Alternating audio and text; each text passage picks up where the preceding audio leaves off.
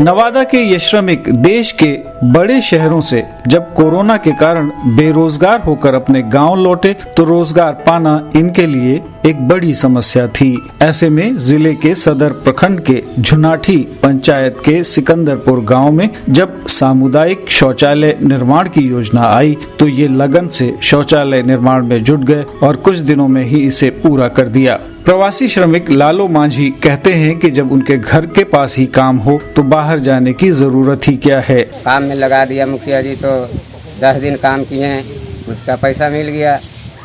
तो यही हमको कहना है प्रधानमंत्री जी को कि हमारा गांव में ऐसा ही काम मिलते रहे, तो हमको बाहर जाने से क्या जरूरत है। सबसे खास बात यह है कि सामुदायिक शौचालय के निर्माण में प्रवासी श्रमिकों के हुनर का इस्तेमाल किया गया है। लालो मांझी मजदूरी का काम करते थे, मनोज मांझी राजमिस्त्री, जबकि सुंदर साव पेंटिंग का काम करते थे। सबने अपनी कुशलता का परिचय दिया। झुनाठी पंचायत के मुखिया सुंदर प्रसाद यादव ने बताया कि पंचायत में 100 से अधिक प्रवासी श्रमिकों को रोजगार दिया गया है। हमने बाहरी प्रवासी को 100 आदमी का काम, जल नल, शौचालय, गली नली इस सब में दिया और 300 आदमी जो यहाँ मौजूद पहले से थे उनको भी मैंने काम दिया। सब अभी काम कर रहे हैं। पैन का काम बंद अभी है, बाकी गली नली का काम चल रहा है।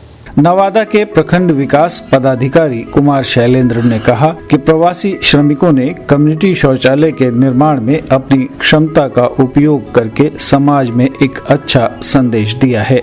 लेकिन झुनाठी पंचायत में जो कम्युनिटी सैनिटेशन कॉम्प्लेक्स बन रहा है, जो सामुदायिक शौचालय बन रहा है, वो एक अनूठा है।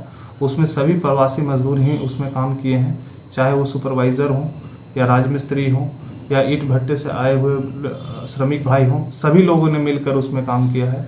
उसमें एक और उदाहरण हम दे सकते हैं कि उसमें जो पेंट किया गया है वो भी दिल्ली से एक श्रमिक थे, वही आकर उसमें पेंटिंग भी किए हैं, जिससे उन लोग के बीच में बहुत ज़्यादा उत्साह है कि अब हम लोग गांव में ही इस तरीके का सारे कार्य को कर सकते हैं। ये प्रवासी श्रमिक नाउम्मीद होकर परदेश से लौटे थे, लेकिन इनके लिए आपदा ही अवसर में बदल गई है। कहावत है कि हाथ का हुनर कभी बेकार नहीं जाता और यही बात इन प्रवासी श्रमिकों के लिए सच साबित हुई है। नवादा से अशोक प्रियदर्शी की रिपोर्ट, दूरदर्शन समाचार, पटना।